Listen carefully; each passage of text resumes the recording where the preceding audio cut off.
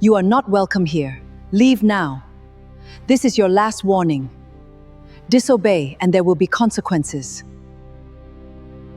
The night I stood in that marble lobby in my ivory dress and felt Ji-hoon's hand settle at the small of my back, I finally understood something I had been avoiding for 7 months. I had walked into this marriage as a strategy, and somewhere between the strategy and the standing here, with his arm warm and certain against my spine, and half the most dangerous family in the city watching from 20 feet away, I had made the one mistake a woman in my position is never supposed to make. I had fallen in love with the man I came to study. His mother was 3 feet away. Mrs. Kang Hae-suk, though she had never once invited me to use her name like that, stood with a glass of champagne she wasn't drinking and a finger pointed at my face like I was a problem she was just now getting around to fixing. The pearls at her throat cost more than most people's cars. The look in her eyes cost nothing at all. It was that free kind of contempt the kind people give you when they have already decided you don't rate real effort. "You don't belong here," she said. Quiet. Precise. She had never needed to be loud about anything. "I want you out of this family before the year is done." Half the room was watching. The other half was pretending hard not to. Ji-hoon's hand moved 1 inch closer to my spine. Nobody in that room would have noticed it but me. I noticed everything about that man. My phone buzzed once in my clutch. I didn't need to look at it.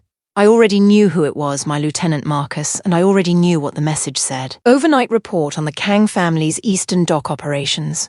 Those operations that had been running clean for the past 4 months. Clean because I had made them clean, from the outside, without a single person in this room knowing I had touched them, including the man whose hand was at my back. I looked at Mrs. Kang, and I gave her my best smile. The one I keep for moments when I need someone to underestimate me for just a little longer. "I appreciate your honesty," I said. Then a man I had never seen before stepped out from behind Mrs. Kang. He wore a guest badge from one of the West Side foundations, but the suit was wrong for charity money, and the eyes were wrong for a donor. His right hand stayed too close to the inside of his jacket. His attention was not on Ji-hoon. It was on me. Ji-hoon saw him 1 heartbeat after I did. His body changed before his expression did. 1 second he was standing beside me. The next, he had moved half a step forward, putting his shoulder between the stranger and my chest. His arm came across my waist without squeezing, drawing me into the protected space behind him. 4 Kang bodyguards shifted at once. The stranger stopped. "Wrong direction," Ji-hoon said. Quiet, almost polite. The man smiled as though he had made an innocent mistake, but sweat had appeared at his temple. He backed away, turned, and disappeared into the crowd. Ji-hoon kept his hand at my back until the doors closed behind him. "What happened?" he asked. "Nothing," I said. That was not completely true. Across the lobby, a waiter touched 2 fingers to his cuff. A signal meant only for me. Target identified. Exits covered. No immediate threat. The waiter was not a waiter. 2 of the valet attendants were not valets. The woman checking invitations at the entrance had run security for the Monroe family for 6 years. Ji-hoon believed he had just protected me. He had. What he did not know was that the man had walked into a room where half the staff answered to his wife. I let Ji-hoon guide me through the crowd and told myself that tonight was not the night everything came apart. I was almost right. Most people in this city know me as Ji-hoon Kang's wife and a marketing consultant with a downtown office and a wardrobe that photographs well. I smile at charity galas. I sit in on board meetings. I have lunch with women who collect causes the way other people collect shoes, and I am warm and interesting and exactly as visible as I choose to be. The people who actually matter know me as something else entirely. But I'm getting ahead of myself. Let me take you back 18 months, because the beginning of this story is the only way the end makes any sense. 18 months ago, I was sitting in a war room. The problem on the table was the Kang family.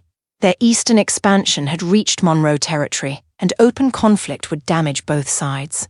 I have always preferred another way. "Who runs the Kang family?" I asked Marcus. "What do we know about him personally?" "Find me a way in," I said. Marcus found me the charity gala. I want to be honest about my intentions going in, because honesty is the only thing that makes the rest of this worth telling. I was not going to that gala to fall in love. I was going to get eyes on a man whose business was threatening mine, in a setting where he might be human instead of a ghost in a blurry photograph. Observe. Assess. Find the angle that solved this problem without war. That was the plan. The plan did not survive the first 10 minutes. I saw him across the room before he saw me. He was standing near the bar, alone, in a black suit that fit him like it had been made specifically for that moment, with a glass of water, not a drink, just water, and he was watching the room with the same quiet, cataloguing attention I use when I walk into spaces I need to understand fast. He was filing people, deciding who mattered and who didn't. And then his eyes found me, and for about 3 seconds, the filing stopped. I gave him nothing. Looked away, took a fresh champagne glass from a passing tray, made small talk with the woman beside me about nothing important. The whole time, I could feel him deciding whether to cross the room. He crossed the room. "You're the only person here," he said when he reached me, who looked at me the same way I was looking at everyone else. Not a pickup line. An observation. Like he was still cataloguing and had simply decided to be honest about it. "And how is that?" I asked. "Like you're trying to figure out if I'm worth your time." "Am I?" He thought about it for a moment. Actually thought about it, which I hadn't expected. "I don't know yet," he said. "Ask me again at the end of the night." I didn't have to ask. By the end of the night, I already knew. And what I knew was a problem. Because the answer was yes, and yes was nowhere in the plan. When I left the gala, Ji-hoon watched from the top of the steps. A black sedan waited at the curb. Marcus stood beside it in a plain dark suit, looking like a driver to anyone who did not know better. As I approached, he opened the rear door and lowered his head. "Queen," he said under his breath. Ji-hoon was too far away to hear the word, but he noticed the bow. For 1 second, his eyes narrowed. Then another guest called his name, and the moment passed. Mine did not, and I had completely failed to stop liking him. I thought, he's hiding his world from me to keep me safe. He thought, she's keeping distance to protect herself from something she isn't ready to name. We were both right. We were both also completely wrong. He proposed at month 6. I should have said I needed time. What I said was yes. If someone has ever judged you before knowing your real power, comment never underestimate me. The Kang family made their feelings about me clear from the first Sunday dinner. His mother seated me like an inconvenience. His uncle treated me like furniture. And every polished question carried the same message: temporary. "Ji-hoon tells me you're in marketing," she said, pouring her own tea with the precision of someone who had never waited to be served in her life. "I am," I said. "How interesting." The tone of a woman who found it the opposite of interesting. Ji-hoon noticed. I could feel him noticing. "On the drive home each time," he said, "I'm sorry about them." "Don't apologize for things that aren't yours," I told him. "Most people would want more than that. I'm not most people." He was quiet for a moment. Then, quietly, "No, you're not." I wasn't worried about Mrs. Kang. I was starting to worry about something else. 4 months into the marriage, the situation I had been quietly managing started developing cracks I hadn't made. Someone had given Park Daewon's people inside numbers. Recent ones. He looked up from his coffee. "You don't know that. I know more than you think," I said. It was more honest than I meant. He let it go. He thought the problem had resolved itself. The truth was more visual than that. At 6 the following morning, 3 trucks belonging to Park Daewon's shell company arrived at the Eastern Terminal and found every gate locked, every permit suspended, and every driver quietly informed that doing business with Park would cost them access to the entire corridor. By noon, 2 of his financiers had withdrawn. By sunset, the man who had designed the attack was sitting alone in a private room, listening while Marcus explained that the Eastern docks were not available. No threats, no raised voices, no weapons on the table. Just consequences. I had been doing this for 4 months. Every threat that moved toward Ji-hoon from outside, not because he couldn't handle it, his organization was capable, but because a direct conflict would have created noise that touched my operations too, I quietly redirected. Absorbed. Made disappear. Without his knowledge, without his men knowing, without any visible trail back to Monroe. I was protecting my husband. My husband thought he was protecting me. Neither of us was wrong. Neither of us knew the other one was doing it. A month later, Marcus brought me a different kind of report. He sat across from me in our kitchen. Marcus always preferred kitchens, said they felt honest, and he laid it out flat, the way he always did. Someone inside the Kang organization has been feeding information to Park Dae-won for over a year, he said. Small things, shipment schedules, meeting locations. The kind of thing that by itself means nothing, but over time builds an accurate picture of how an operation runs. Who? Marcus only hesitated when the answer was going to be uncomfortable for me personally. The communication channel routes through a private number registered to a property in Mrs. Kang's name. I sat with that. 3 separate intercepts over 6 weeks, Marcus said. Same routing, same number. I thought about telling Ji-hoon immediately. But revealing the intercepts meant revealing Marcus, my network, and who I actually was. And I waited for the moment when I could give Ji-hoon the truth the right way. The moment arrived the night of the family gala. Comment protected if you believe real love stands beside your strength, not in front of it. The lobby was everything his family liked to be: marble floors you could see your reflection in, a gold staircase wide enough to make an entrance on, chandelier light that made everyone in the room look either elegant or expensive or both. Mrs. Kang arrived before us and was already working the room by the time we walked in, a small sun with satellites orbiting in careful paths. I wore the ivory blazer dress because Ji-hoon had gone very still for a moment when he saw me try it on 3 weeks earlier, and I had filed that stillness away. I wore it for him and told myself it was professional judgment. Then Mrs. Kang found me near the staircase. She came up beside me with a champagne glass she wasn't drinking, and she spoke at a volume that the 4 people nearest us could absolutely hear if they wanted to. I want you to understand something, Zara. Ji-hoon is a good man from a family with very specific responsibilities. He made a choice, a romantic choice, an emotional choice, but this family operates on more than emotion. It always has. She looked me over the way she looked at everything, with that complete, cutting efficiency that takes years of practice to make look effortless. We've discussed it. This arrangement ends at the year. You'll be compensated generously. You can keep your life exactly as it was. She smiled. The kind of smile that has no warmth underneath it, just shape. You were never meant to last, she said. I thought it was kinder to say it directly than let you discover it the slow way. I looked at her for just long enough to make it clear I wasn't rushing my response because she had shaken me. I take the time I need.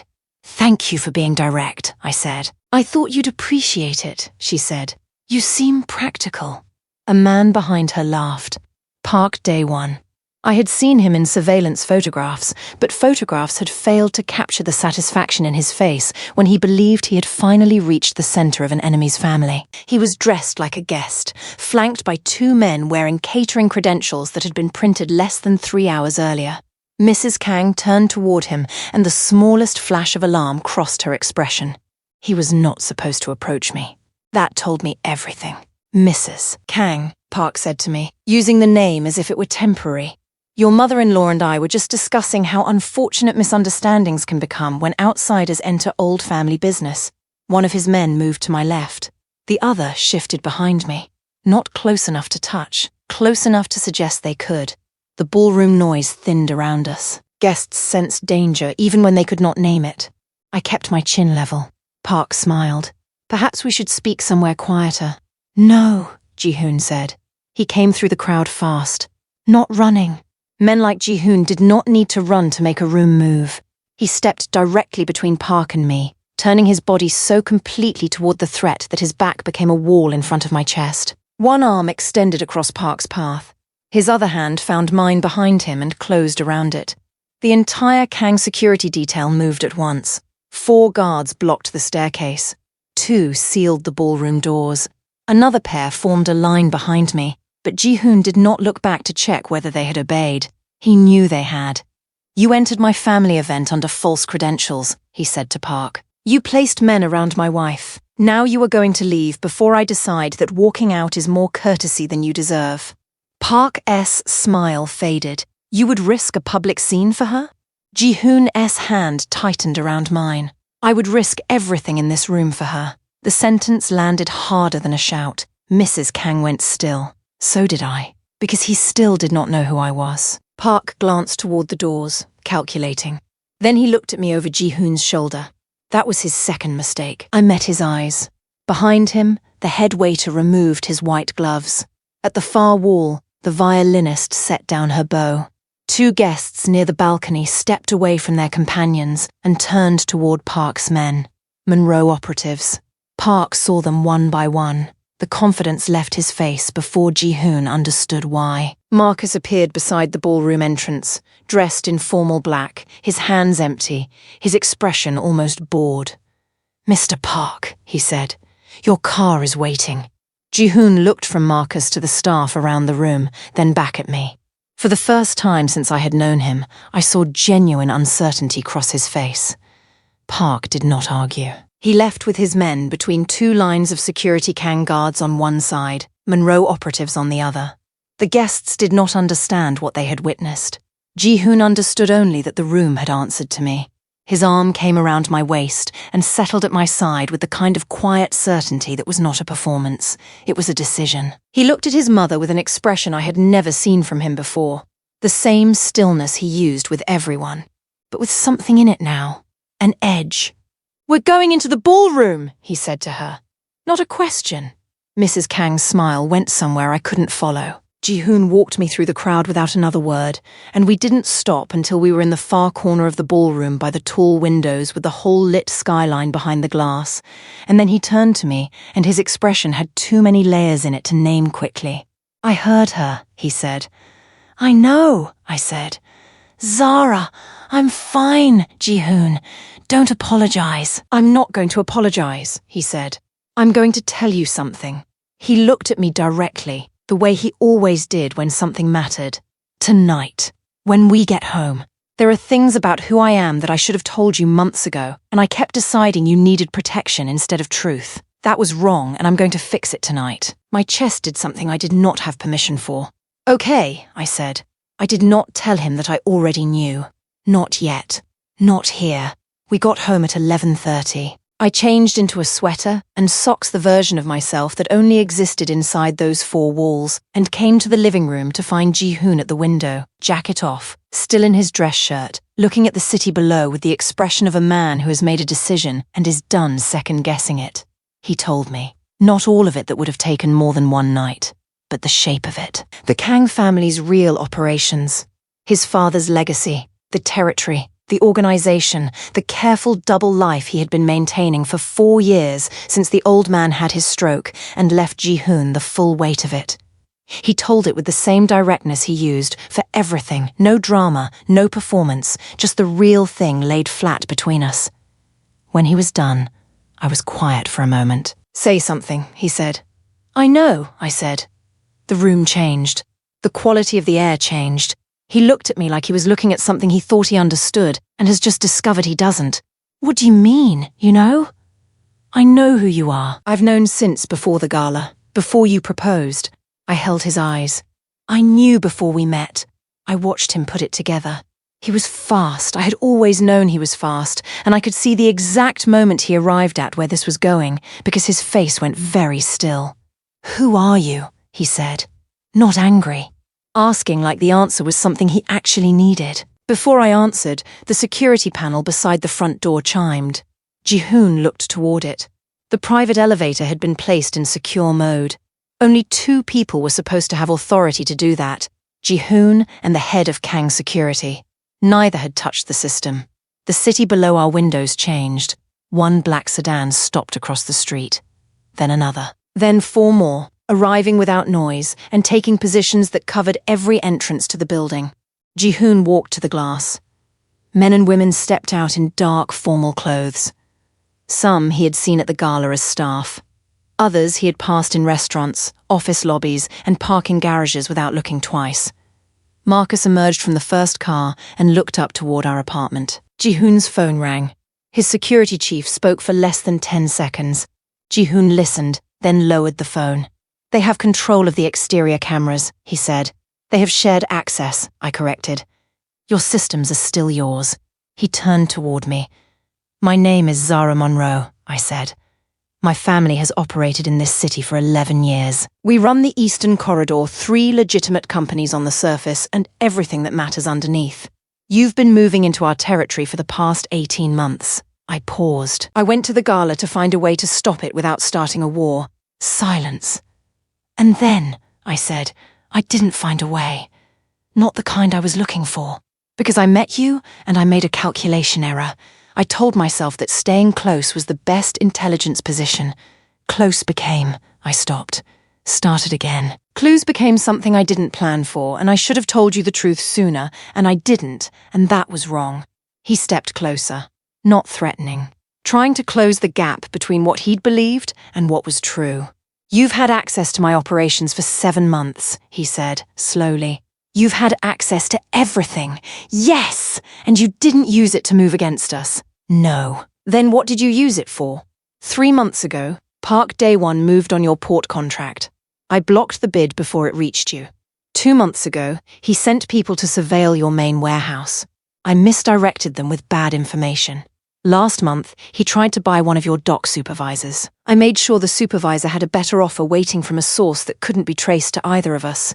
Ji-hoon stared at me. You've been protecting my operation, he said, like he was trying the words on to see if they fit.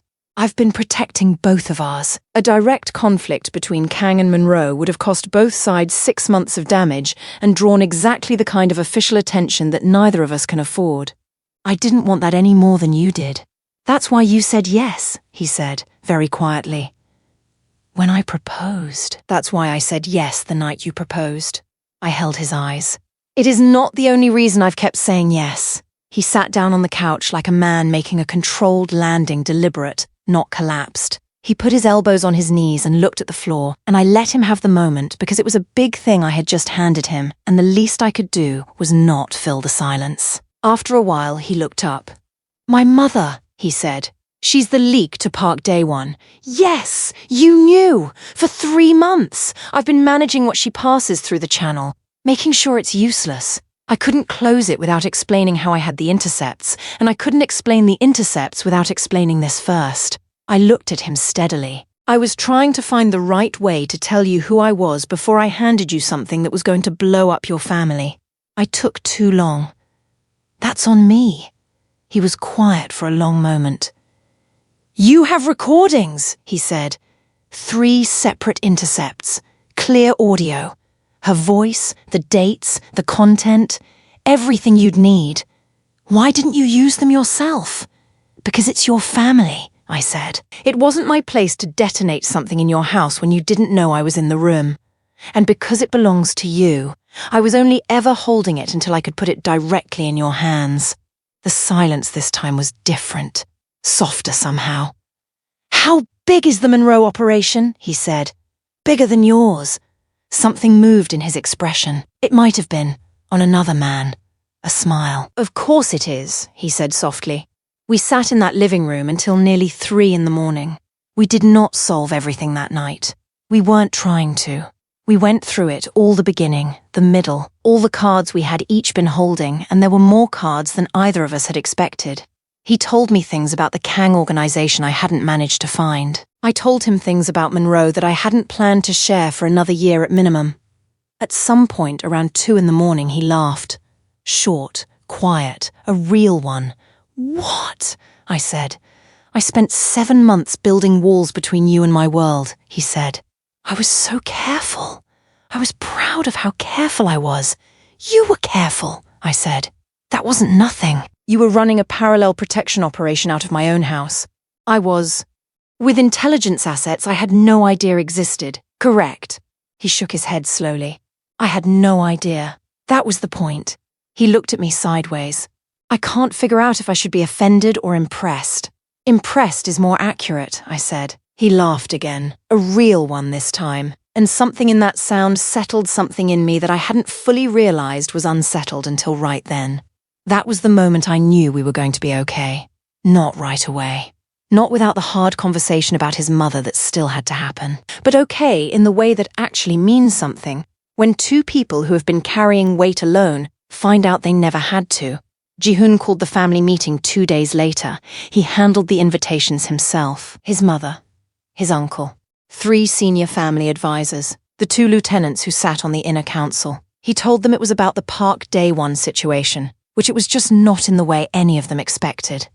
They gathered in the private meeting room at the Kang family's main building. Long table, portrait of Ji-hoon's father on the wall, the kind of room that has made difficult decisions for a long time and shows it in the quality of the silence it holds. I sat beside Ji-hoon at the head of the table. Mrs. Kang arrived last because she always arrived last. She saw me, and her face did something careful and controlled. "This is a family meeting," she said to Ji-hoon. "I know," he said. "She isn't. She is," he said. "Sit down, mother." She sat. Ji-hoon let the room settle. He was so good at that, letting silence do the first work so words don't have to do all of it.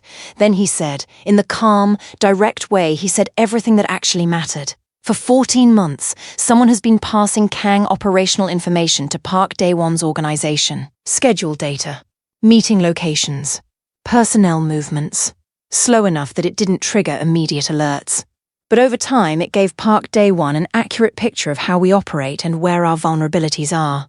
The room went still in the specific way rooms go still when people start calculating their own exposure.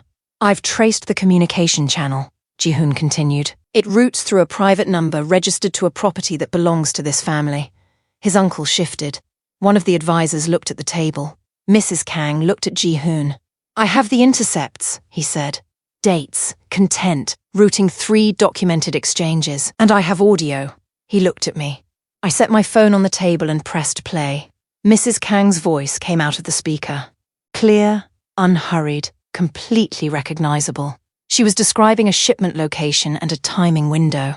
The date was 4 months ago. The details were accurate in every particular. The room was very quiet. His uncle had gone a color that wasn't healthy. One of the lieutenants was studying the table surface with great attention.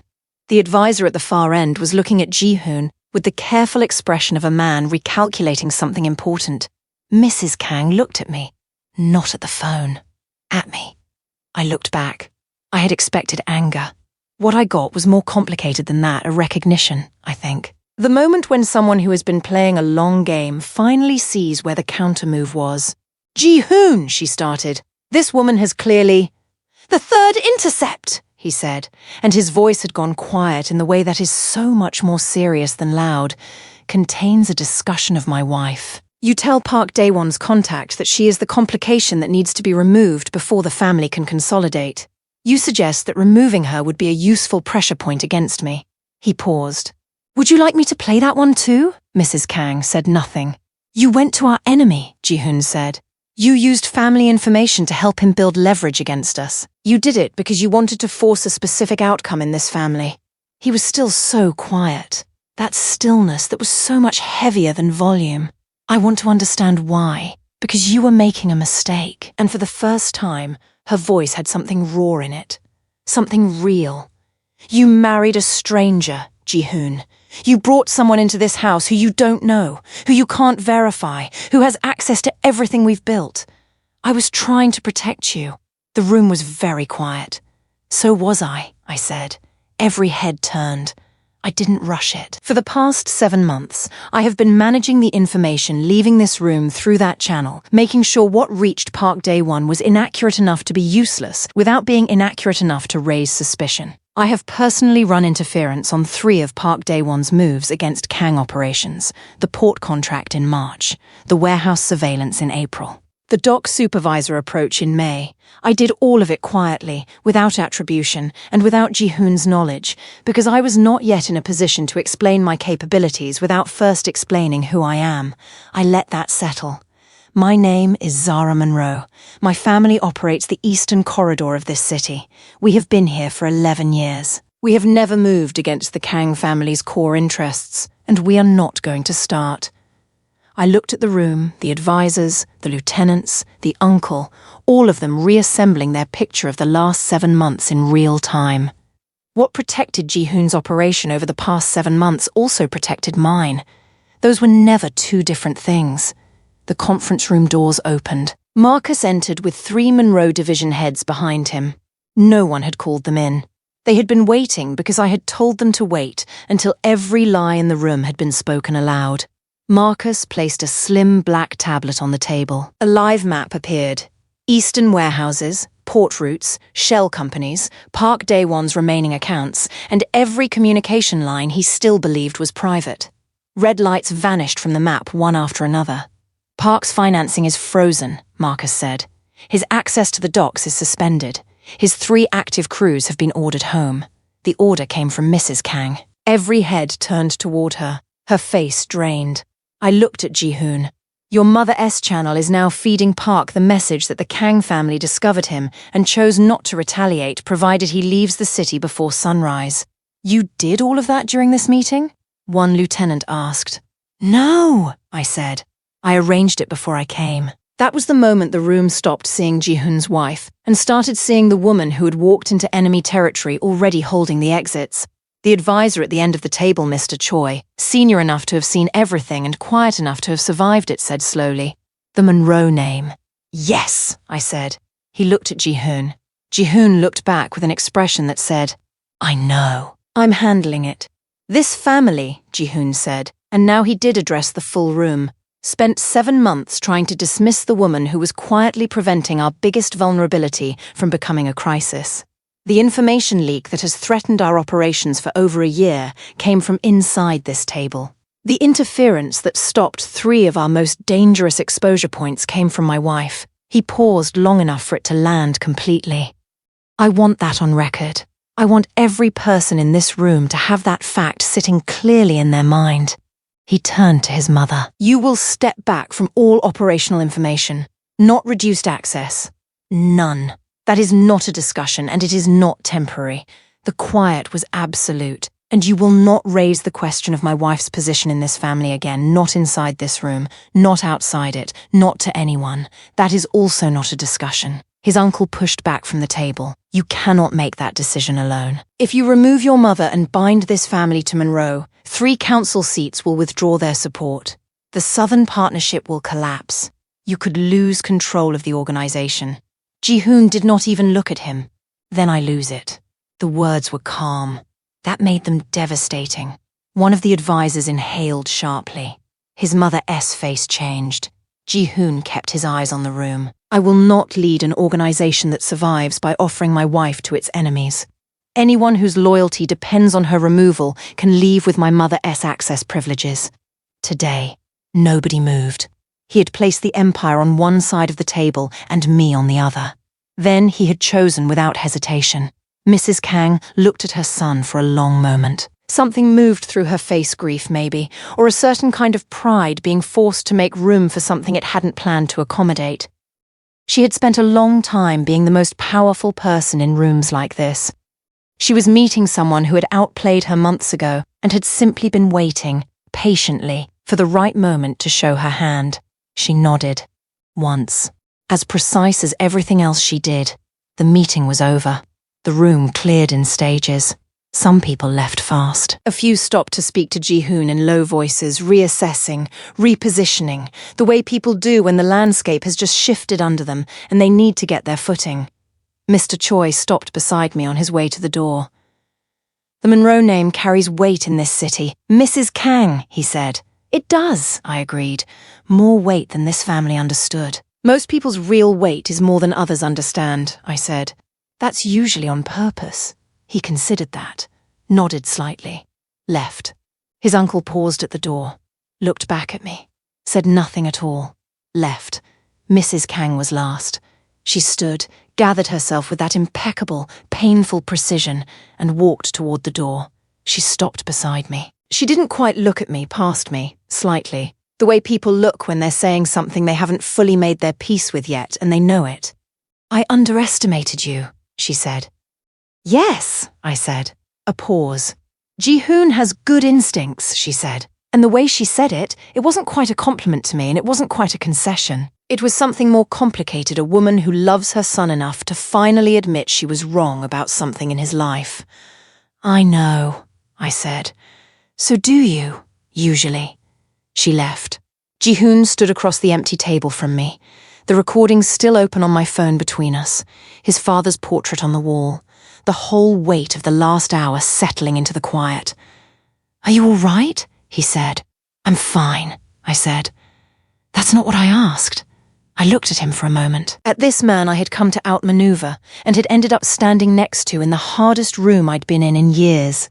"I'm better than fine," I said, which was true. Something I had been carrying since long before the gala, since before the proposal, since before I said yes to a charity event with a folder of intelligence, and absolutely no intention of any of this had finally shifted. Not gone, just shared. Distributed the way weight should be. We drove home in the quiet that comes after things that needed to happen have happened. Not uncomfortable. The other kind of quiet when you've used all the necessary words and what's left is just you and the person beside you and the city going past outside the window. Ji-hoon parked and we sat for a moment before getting out. I was watching the building entrance. He was watching me. "I owe you something," he said. "You don't. I do." He turned toward me slightly. "I spent 7 months keeping you at arm's length from my real life because I told myself I was protecting you. I was deciding what you could handle without ever asking. I made you smaller in my head because it felt safer than admitting I was in love with someone I didn't fully know yet." He paused. "That was wrong, and I'm saying so plainly." I sat with that for a moment. "I did the same thing," I said. "I told myself I was being strategic, being careful. The truth is I was scared. I knew who I was for months before I told you, and I held it because I was afraid of what telling you would change." "What were you afraid it would change?" I looked at him. "Us," I said. "I was afraid it would change us." He was quiet. Then, "Did it?" I thought about it the way the past 2 days had taught me to think about things. Without the layer of strategy, without the calculation, straight through to what was actually true. "It made us more," I said. He reached over and took my hand. The same firm, quiet grip that had been constant for months, the grip that felt like something real in the middle of everything complicated. He held it and looked at me and said, "Stay. Not as an alliance. Not as a strategy.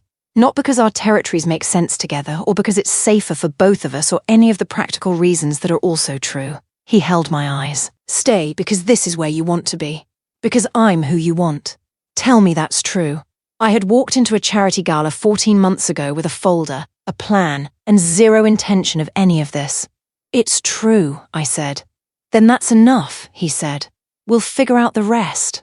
And that's where I'll leave the hard part of this story. 2 people sitting in a parked car, hand in hand, having finally put down every card they'd been holding, and discovering that the hand the other person had been holding all along was better than either of them knew. There are things I know now that I didn't know 14 months ago. I thought strength meant standing alone. For most of my life, that belief had kept me alive. It had built the Monroe organization, protected the people who trusted me, and taught every rival in the city that I could not be cornered. But strength can become a habit long after the danger that created it is gone. It can become armor you forget you are wearing. Ji-hoon had armor too. His looked like control. Mine looked like strategy. We had spent months protecting each other while refusing to trust each other with the truth. We were both willing to stand in front of danger. Neither of us knew how to stand still and be fully seen. That changed in the living room when he learned who I was and did not try to reduce me. It changed again in the family meeting when he placed his position, his inheritance, and the loyalty of his counsel on the table and chose me before he knew whether the room would follow. He did not save a helpless woman. He defended a powerful one because love is not deciding someone can survive without you. Love is deciding they should not have to face everything alone. 6 months later, we renewed our vows. Small. Private. Just us, Marcus, and Ji-hoon's Lieutenant Sue in a courthouse on a Tuesday morning. No ballroom, no family council, no intelligence file hidden in my handbag. No strategic reason for either of us to be there. Just the truth. His mother called me 2 weeks after the family meeting and asked me to lunch. She was still precise, still coldly beautiful, still capable of turning silence into a weapon. But she asked real questions and listened to the answers. At the end, over tea neither of us had touched, she said. My son chose better than I gave him credit for, on both counts. I kept that. The Eastern Corridor settled over the following months. Monroe and Kang stopped circling each other and built an arrangement that required neither side to become smaller. Park Dae-won left the city before sunrise and never regained access to the ports. Marcus called it the cleanest resolution he had seen in 11 years. I told him it was a marriage thing. He said he would take my word for it. The world still calls me dangerous. Ji-hoon's enemies call him worse. They are not wrong. But inside our home, where the suits come off and the security reports are closed and I am wearing socks on polished floors, we are simply two people who finally understand that protection is not ownership. It is presence. It is the hand at your back that does not push. It is the body that steps between you and danger without blocking your path. It is the person who learns the full size of your power and does not ask you to become smaller so they can feel bigger. Ji-hoon thought he had married a woman he needed to protect. He had married a woman who commanded half the city. I thought I had married a man I could study, manage, and perhaps outmaneuver. I had married the only man who would put his empire down before he ever put me beneath it. That is the truth I had been too strategic to imagine. If this story reminded you that the quietest person in the room may be carrying the most power, subscribe and comment Mafia Queen. My name is Zara Monroe Kang. I walked into a room to outmaneuver a man, and I found out he had been trying to protect me from the beginning. Which is funny, because I had been doing the same thing for him, which means we were both exactly right about each other from the very first night. I came to protect my territory. I stayed to protect him. It turns out those were always the same thing.